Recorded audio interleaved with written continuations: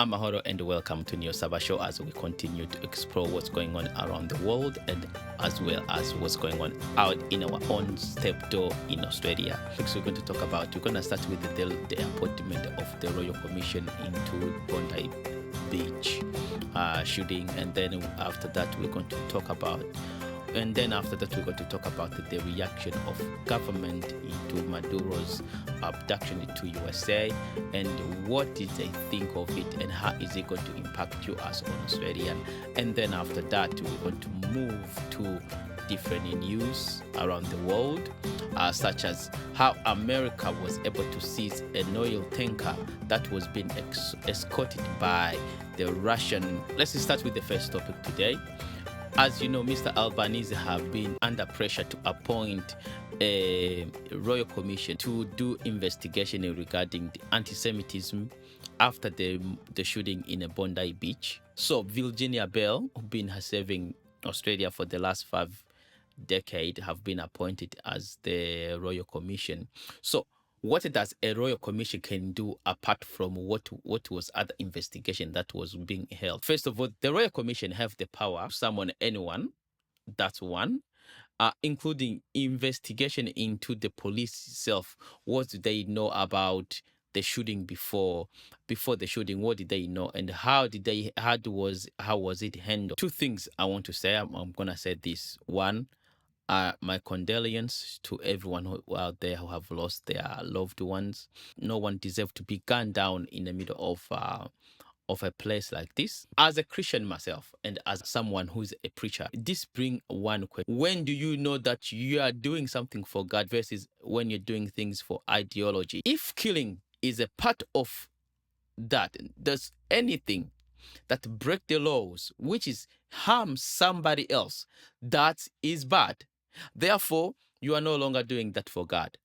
You have gone on the other side of the devil. Anytime you feel that someone is teaching you to harm somebody else, that's no longer from God. That's from the devil. Right now, the difference now it comes with what is anti-Semitism versus criticizing what the government of the Israel is doing, when they are doing bad. Is it also still anti-Semitism? What's the difference between that? So I put this answer to ChatGPT, and this is what the ChatGPT came up with. Anti-Semitism is hatred, prejudice, discrimination against Jewish people because they are Jewish. It targets Jews as an ethnic group, Jews as a religion group, Jews as people anywhere in the world. Example, saying Jews control the world, media, banks.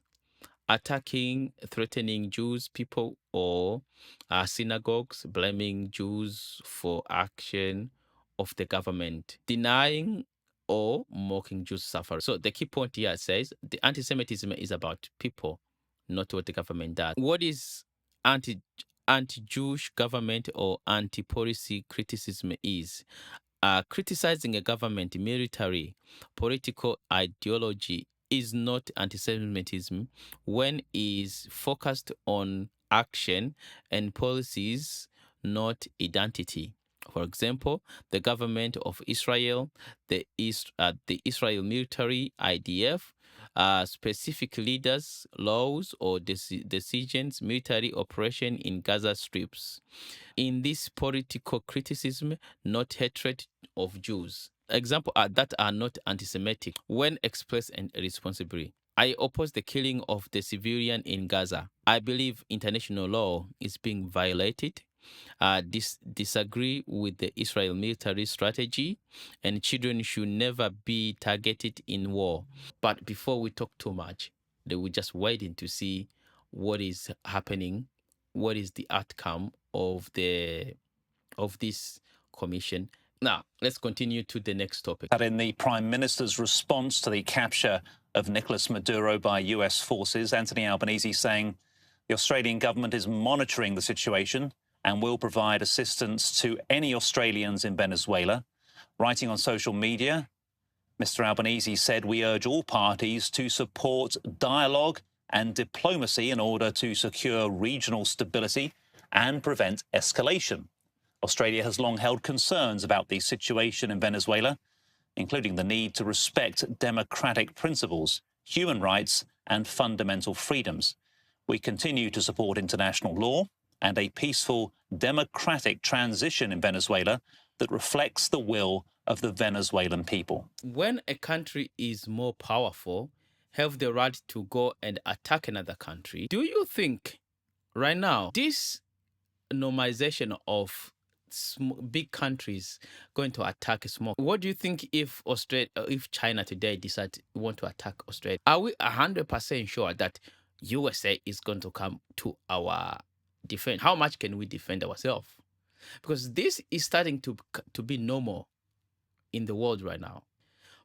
And also now this brings another question. USA, they said they don't want any other country in around themselves, around where they are, which was the same reason why Russia attacked Ukraine. After they asked them to say, hey, look, let's have a dialogue. But NATO and Americans decide to say, oh, no, we're going to pursue this and do this. How now this is justified for them to do the same thing? Not only them, they are admitting, hey, we are not here because of anything else. We have for your oil. We're here for your oil. That's a good thing at the American, man. But the audacity of the people who think that this is done because of America cares about the humanity in Venezuela, that is beyond my belief. Because right now, before even this happened, even those who managed to come to US, even those who managed to come to ask for a refugee back in the USA are being deported back to Venezuela. If they love Venezuela so much, why did they not say, hey, look, we're going to give you some salams here, and then you don't have to be deported? Definitely. Patriotism sung proudly on a corner. Diaspora celebrating the removal of Nicolas Maduro, the leader of their home country, who they hold responsible for years of economic turmoil. My mom almost twice, she died because we didn't have any. Definitely, we see Venezuelan here celebrating because of the removal of Nicolas Maduro, which is good and a good thing. I am not defending this guy, that he was a good guy.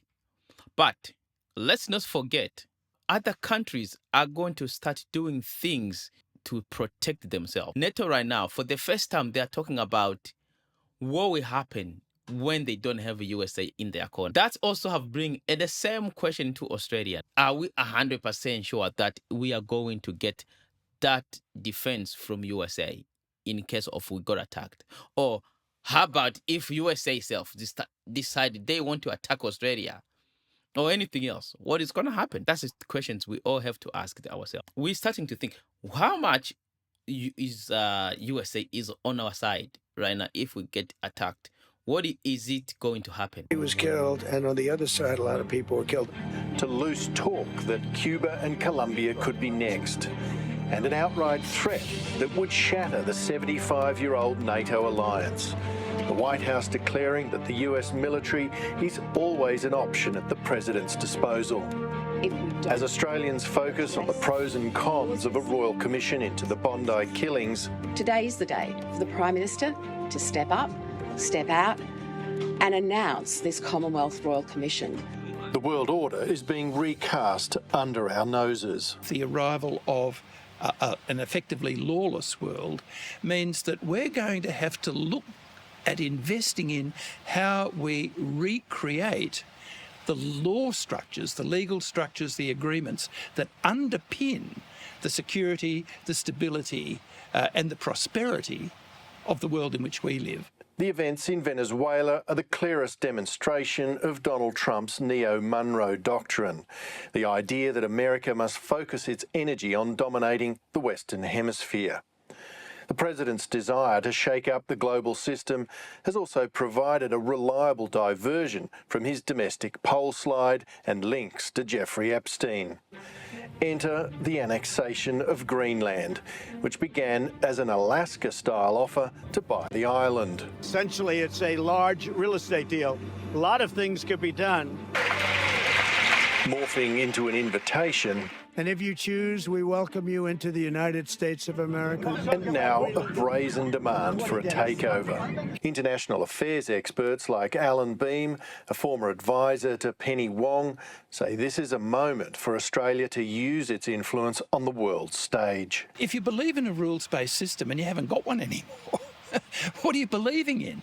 It's sort of like being an atheist professing your faith in God. You haven't got it, but you've got to believe in it. If you're going to believe in a rules-based system, you've got to invest in it. That's what I'm talking about. This guy is actually something. If you believe there's rules, but only if some people are breaking those rules, but the people who's supposed to uphold the same rules are the one breaking it, and you be quiet and thinking, okay, you are creating a chaos in yourself. I think Greenland can be read as part and parcel of that. Of America some time, that Australia needs to do much more for itself. The focus has got to be to make sure that China observes the rules too.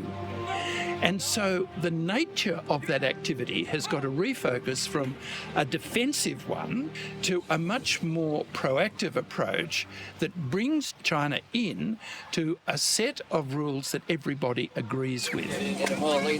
Whether or not it pierces Australia's summer slumber, there's no escaping the sense that 2026 will bring us a world of change. Well, if the United States is now arguing that we are moving into a spheres of influence type world in which the United States is the dominant power in the Western Hemisphere, then the obvious question that's raised is, well, which sphere of influence does Australia belong to?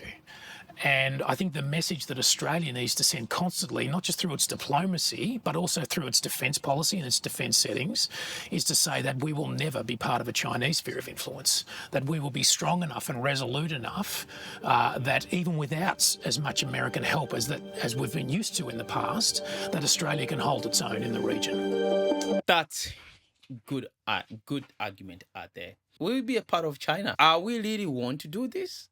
Mr. Albanese, can you just open your mouth and say something here?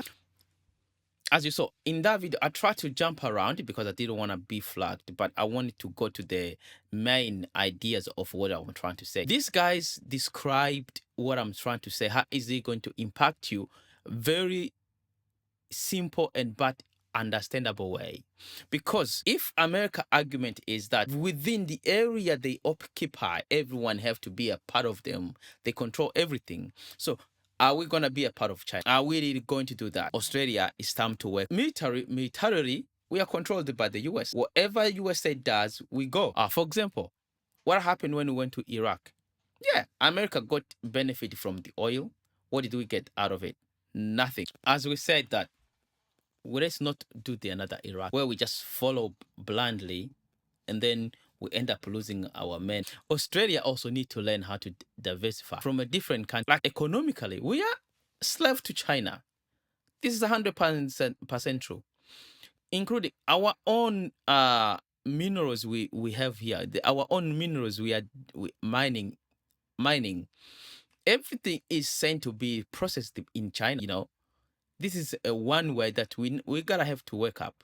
We need to wake up and try to defend the interest of Australia. I love this country, and I hope that we're not going to end up in a very bad situation because of the leadership is so naive to open the eyes, or they are just afraid of saying something because they want to.